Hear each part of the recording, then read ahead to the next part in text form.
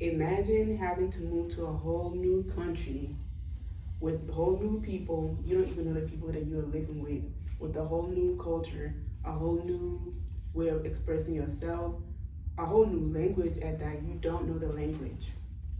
Imagine having to do that at the age of 9. Well, I did that, and it was very tough for me. But God made a way, and I'm here today. So my last day in Burkina was one of the toughest days of my life.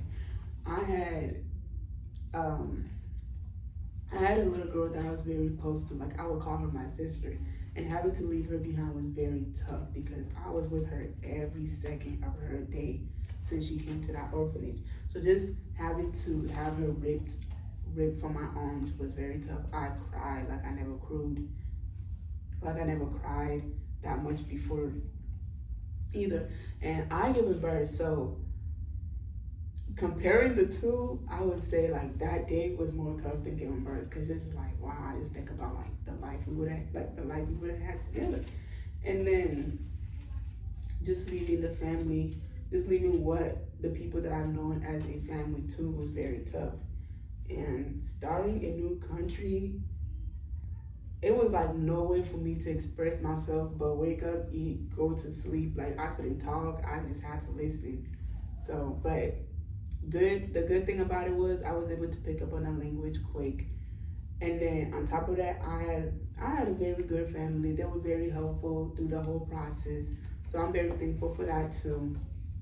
And then another thing is throughout the whole situation, I know that God was always with me. God was with me in Burkina. God came with me in America as well, which also helped. Like, that was the only thing that stayed the same for me was God, because he never, to this day, he never ever left me. So I'm very grateful for that. Through life, some people do drift away from God, which I didn't drift away too far, but I did. I went off the road a little bit, and then, yeah, I went off the road a little bit, but I did find myself back to him, which I am very, very, very, very grateful for. But up until the year of 2023, all my focus, all my life was revolved around God. And to this day, it's still revolved around God. But the day that I decided to disobey God was the day that like everything started to fall apart. But now like everything is back on track, and I'm very grateful for that.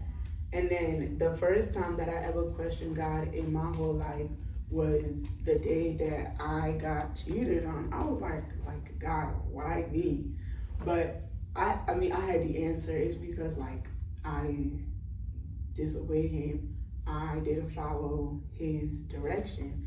So my life took a turn, and then I'm sitting there like, oh my goodness, God help me. Like, but yes, one thing that I would say is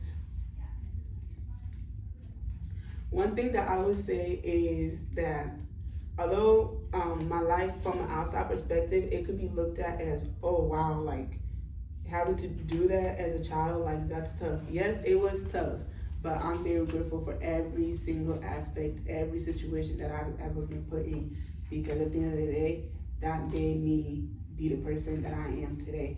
And I tell this to say that even in situations where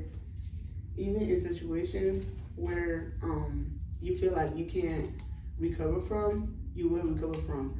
I used to be in touch with my sister still, but sadly I'm not in touch with her that much anymore. But I'm still in the process. I'm still trusting God that I will see her again. I will see her again in this life. So one of my takeaways from this is, honestly, like, take everything step by step and trust in God through each and every aspect of your life, and just know that he has a reasoning for everything. Although adoption is what I wanted, I just didn't know. I didn't want it that day that it happened. But at the end of the day, it was all part of God's plan, and I'm so grateful for it.